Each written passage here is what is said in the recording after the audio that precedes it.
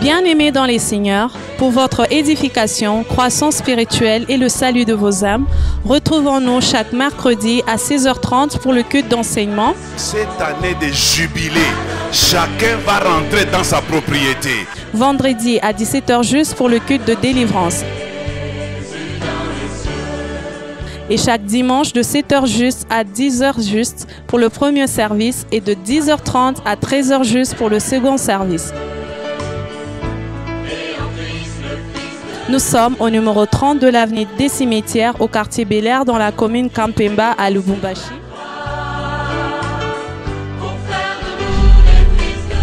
Cordial bienvenue à l'église Bread of Life Congo, paroisse mère, et que Dieu vous bénisse.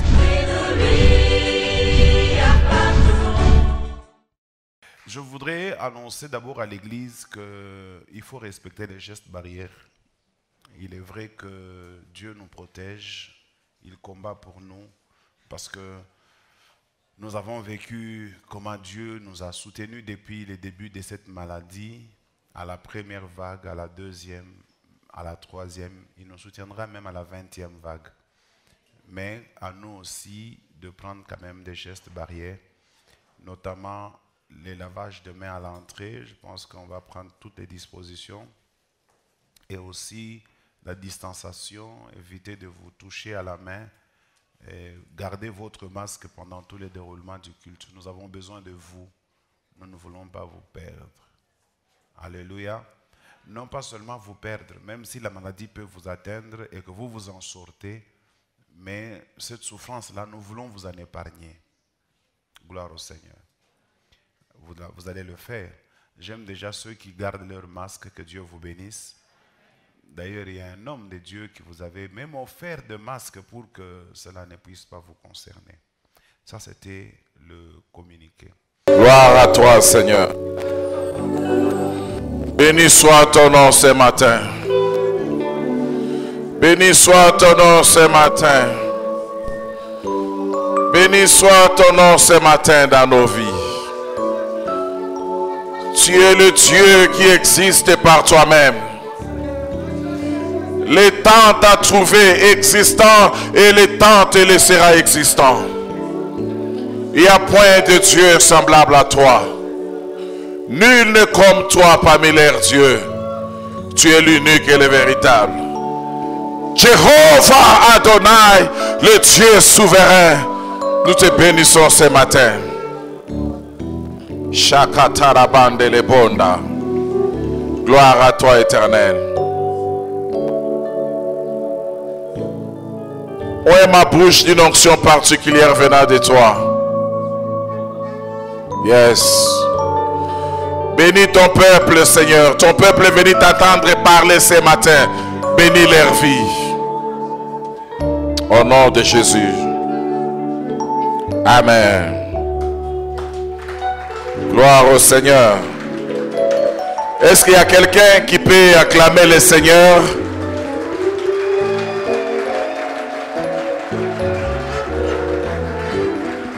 Béni soit le nom de l'Éternel. Je tenais à dire un grand merci à l'ange de cette église. J'ai cité le révérend pasteur Josué Chinabo, merci. Merci à son épouse, merci à tous les collaborateurs pour cette confiance. Nous avons l'habitude de dire, on peut être amis, on peut vous amener manger au restaurant, on peut vous loger dans un très bon hôtel, on peut même vous donner de l'argent. Mais vous cédez la chair et vous donnez les micros, cela n'est pas réservé à tout le monde. Amen. Parce que ce lieu est considéré comme étant un lieu saint, un lieu où la vie est transmise. This is a life transmission point. Et nous croyons que quelqu'un sera abondamment béni ce matin. Je ne sais pas pourquoi il n'y a que 3 personnes qui ont dit Amen. Je voulais dire, quelqu'un sera abondamment béni ce matin. Regarde ton prochain, dis-lui, il s'agit bien de moi. Ah, ton voisin est trop timide. Va vers un autre voisin, dis-lui, il s'agit de moi. Gloire au Seigneur.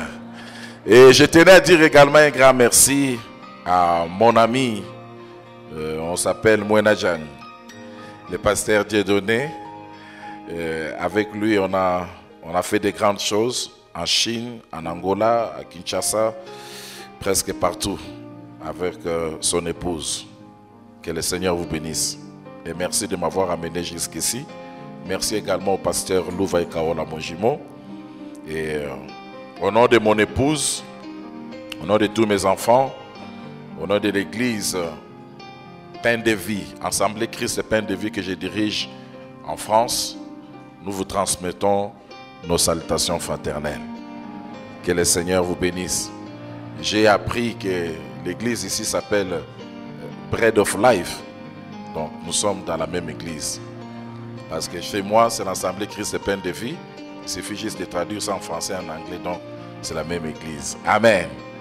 Alors j'ai un très long nom. Je crois que je suis la seule personne sur la terre qui a un très long nom comme ça. Donc retenez ce que vous pouvez retenir et puis laissez ce que vous pouvez laisser parmi les différents noms qu'on m'a donnés. Amen. Donc je réponds au nom de Bishop Élisée Yamba Mulumba Moulela Mouimpe Wa Mulumba, l'homme qui crache le feu plus que les dragons et les volcans en pleine éruption. Donc prenez ce que vous pouvez prendre le reste. Amen. Que Dieu soit loué. Je vais partager avec vous pendant 10 à 15 minutes mon témoignage. Comment est-ce que Dieu m'a guéri du coronavirus. Excellent enfant de Dieu, nous nous retrouvons au début de l'année 2020, vers la fin du mois de mars. En ce moment-là, on n'avait pas encore maîtrisé le virus comme on semble le maîtriser aujourd'hui, en 2021. Là, c'était tout au début. Je me retrouvais à New York, parce que le Seigneur m'avait mis à cœur depuis un certain moment de commencer des différentes réunions dans les différentes villes du monde. Et ces réunions-là sont intitulées Opération Balayage. Je l'ai fait à Kinshasa, je l'ai fait dans différentes villes, à Bruxelles, à Paris, à Dallas. Et là, je me retrouvais à New York. Les différents pays du monde étaient en train de fermer leurs frontières à cause de l'explosion de coronavirus. Et je suivais dans les informations que les derniers vols de Air France étaient le lendemain. Et moi, j'étais à New York. Je suis en train de diriger l'église Assemblée Christ Pain de Vie à Paris.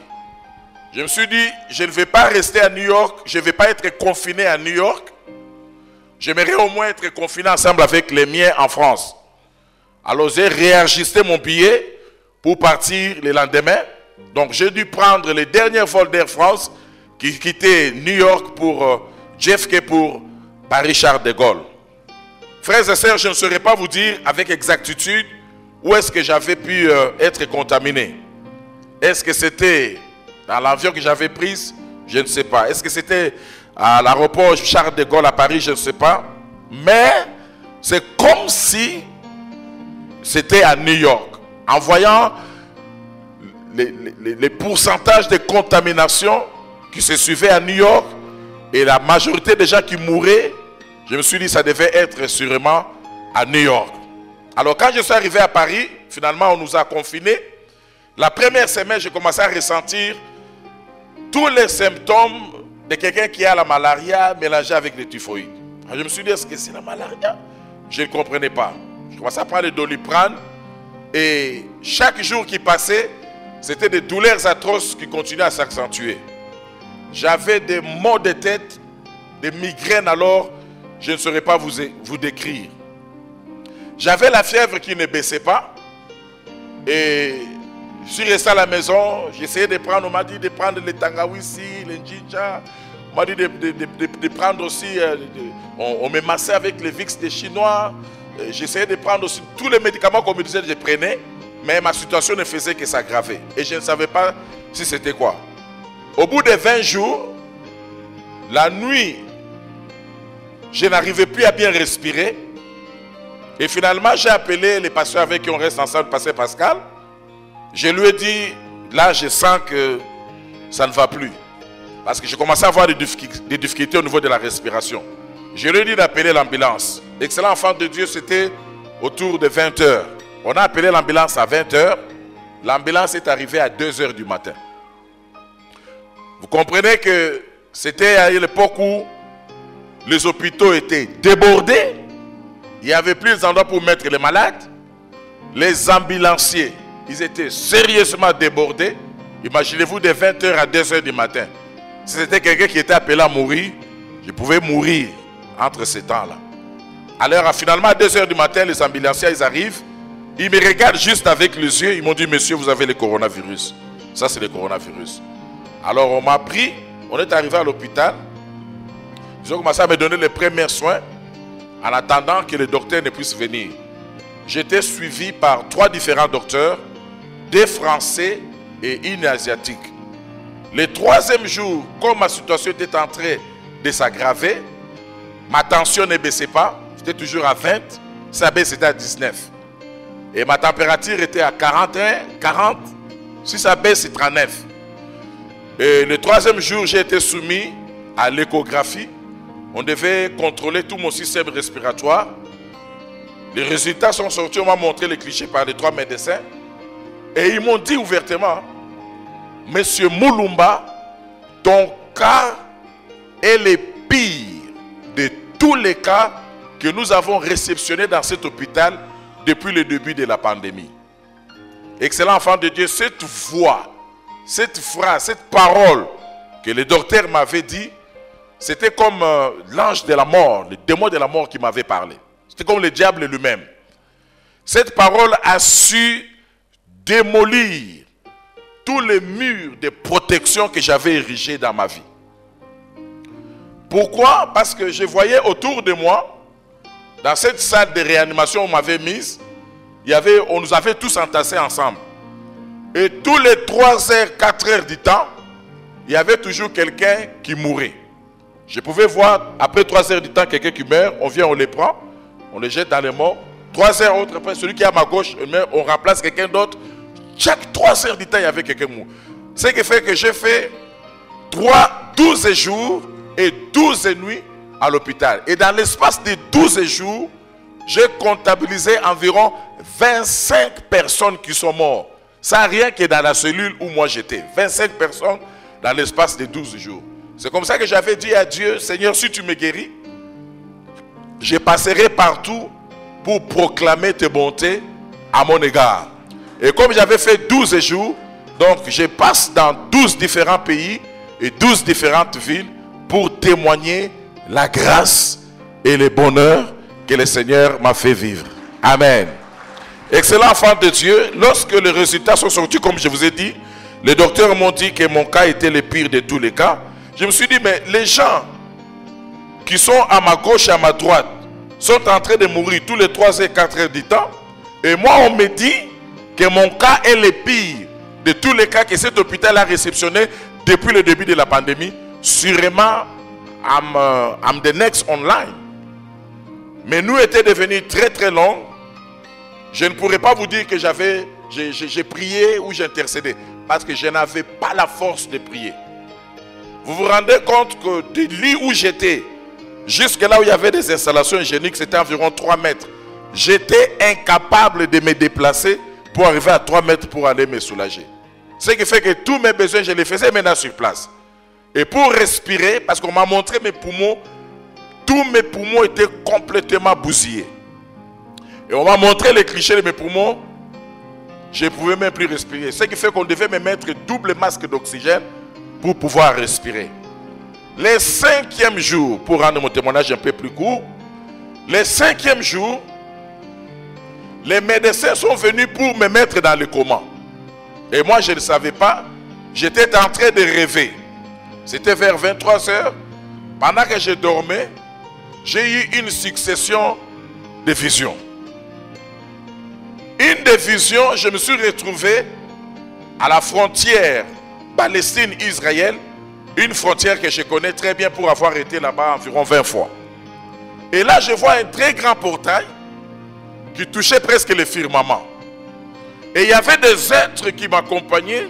C'était comme des monstres. J'estime que c'était des démons.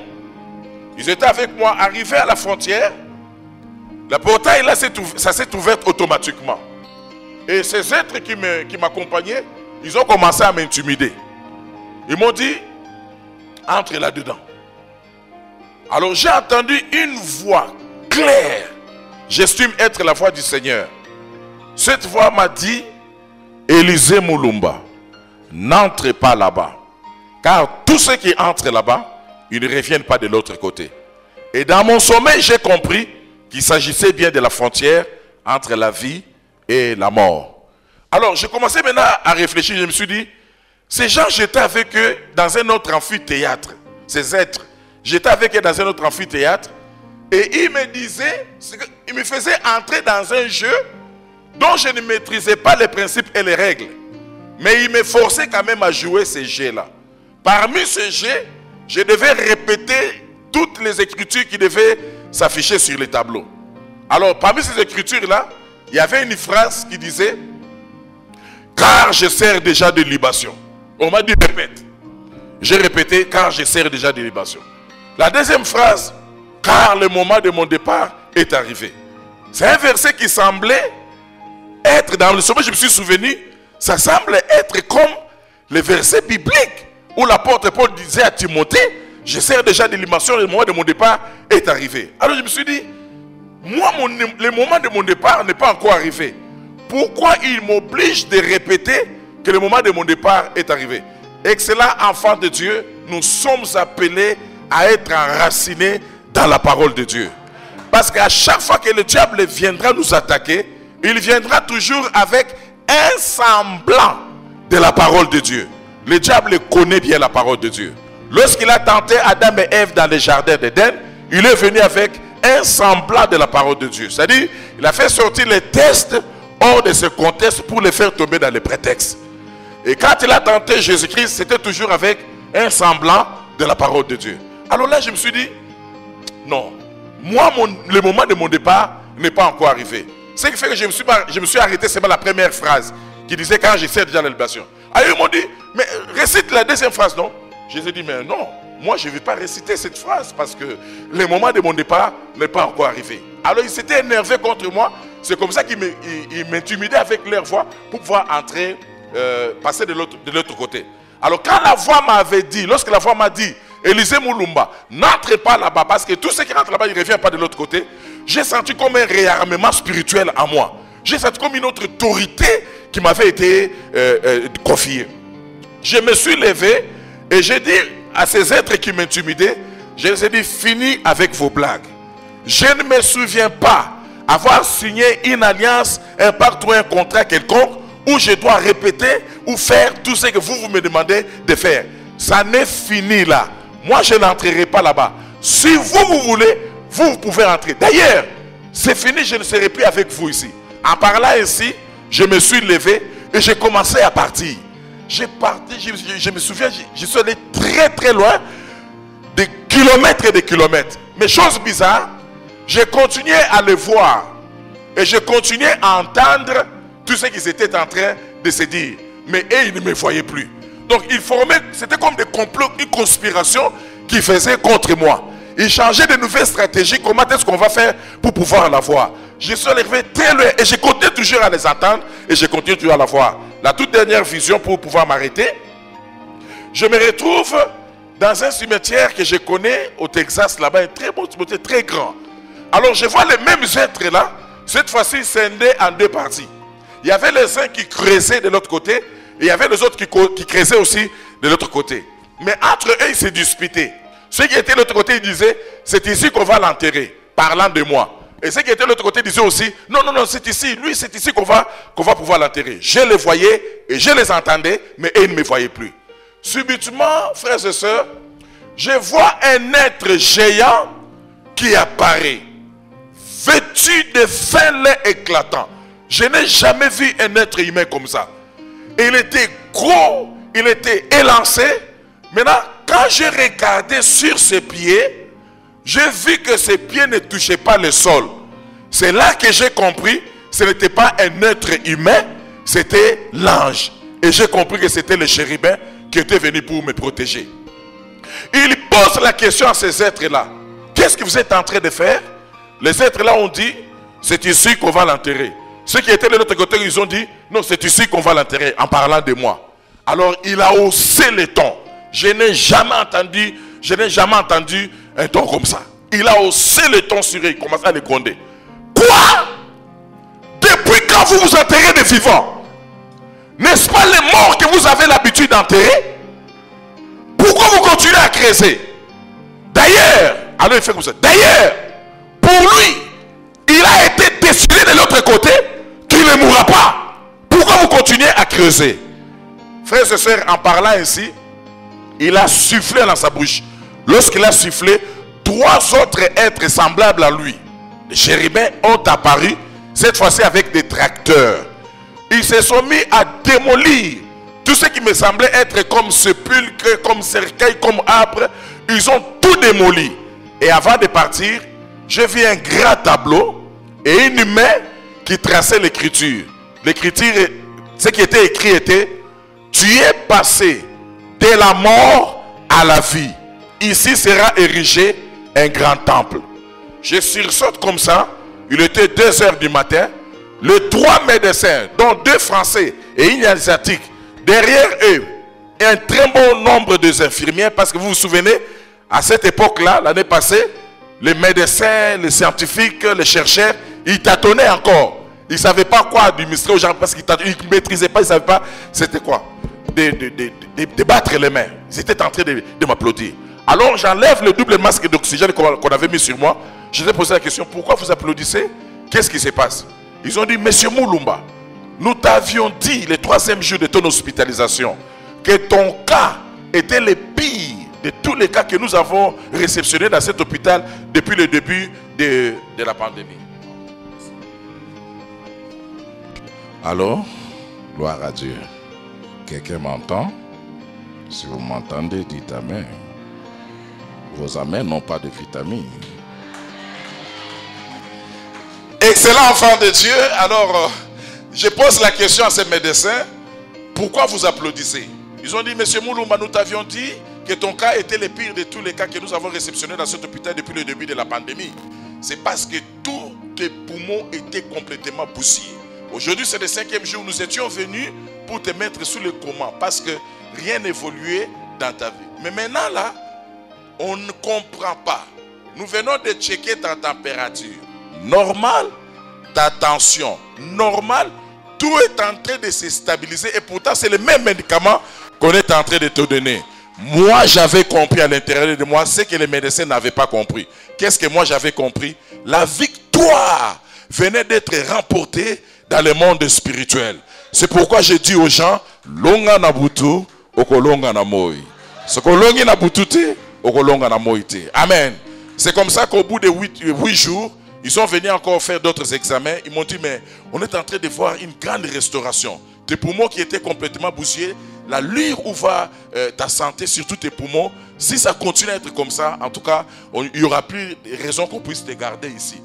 Et le 10e jour, ils sont revenus, ils m'ont dit: Monsieur Moulumba, on vient de checker encore tes poumons. Tes poumons sont semblables aux poumons d'un jeune homme de 18 ans ou de 20 ans. Et pourtant, bientôt là, moi, je vais totaliser 50 ans. Et je me souviens avoir fait cette prière à l'intérieur de moi. J'ai dit: Seigneur, tu m'as appelé depuis mon jeune âge. Tu as fait de moi un messager de la bonne nouvelle. Je suis appelé à proclamer l'évangile. Comment prêcherai-je si mes poumons sont complètement bousillés comme ça? Si tu me restaures, je te servirai encore comme jamais avant. Comme je vous dis là, j'ai des poumons d'un jeune homme de 18 ans. Quoique j'ai bientôt 50 ans. Est-ce que quelqu'un peut m'aider à acclamer le Seigneur qui fait chaque chose bon en son temps? Gloire à l'agneau de Dieu. Je bénis le Seigneur qui m'a délivré du gouffre de la mort, comme David dit: délivre mon âme du gouffre de la mort, et les justes m'environneront pour glorifier le nom de l'Éternel. Est-ce qu'il y a des justes dans cette église? Est-ce que les justes peuvent m'aider à acclamer le Seigneur? Je célébrerai l'Éternel et je proclamerai ses hauts faits. Gloire au Seigneur. David dit: tôt le matin, je proclamerai tes bontés. Et les nuits, je célébrerai ta fidélité avec la harpe et l'instrument à 10 cordes. Par la grâce de Dieu, j'ai fait 3 fois le tour de la planète Terre. Et parmi les choses que je faisais, j'ai cherché à connaître à quoi ressemblait l'instrument à 10 cordes. J'ai été 24 fois à Tennessee, capitale de la musique. Je n'ai pas vu l'instrument à 10 cordes. J'ai dit, mais Seigneur, c'est ce que David dit dans Psaume 92. Il dit que je célébrerai l'Éternel avec l'instrument à 10 cordes. J'ai été 10 fois à Jérusalem. J'ai cherché à voir à quoi ressemble l'instrument à 10 cordes. Je n'ai pas vu. J'ai été 5 fois à Japon et à Hong Kong, là où on fabrique les instruments musicaux. Je n'ai pas vu l'instrument à 10 cordes. Et on m'a dit en 2010, les scientifiques ont essayé de créer une guitare à 10 cordes, tellement que ça ne résonnait pas bien. Ils ont suspendu la fabrication de cet instrument à 10 cordes. J'ai dit, mais Seigneur, comment David pouvait te célébrer avec l'instrument de 10 cordes? J'ai fini par comprendre. C'est bien de louer Dieu avec des instruments, je n'ai aucun problème avec ça. Mais lorsque je tends ma main droite, j'ai un instrument à 5 cordes. Lorsque je tends ma main gauche, j'ai un autre instrument à 2 cordes, à 5 cordes. Lorsque je les mets ensemble, j'ai l'instrument à 10 cordes. Et je vous pose la question, Bread of Life, est-ce que quelqu'un a un instrument à 10 cordes? Si vous avez l'instrument à 10 cordes, célébrez l'Éternel. Célébrez. Célébrez. Bien-aimés dans les Seigneurs, pour votre édification, croissance spirituelle et le salut de vos âmes, retrouvons-nous chaque mercredi à 16h30 pour le culte d'enseignement. Cette année de jubilé, chacun va rentrer dans sa propriété. Vendredi à 17h juste pour le culte de délivrance. Et chaque dimanche de 7h juste à 10h juste pour le premier service et de 10h30 à 13h juste pour le second service. Nous sommes au numéro 30 de l'avenue des Cimetières au quartier Bel-Air dans la commune Kampemba à Lubumbashi.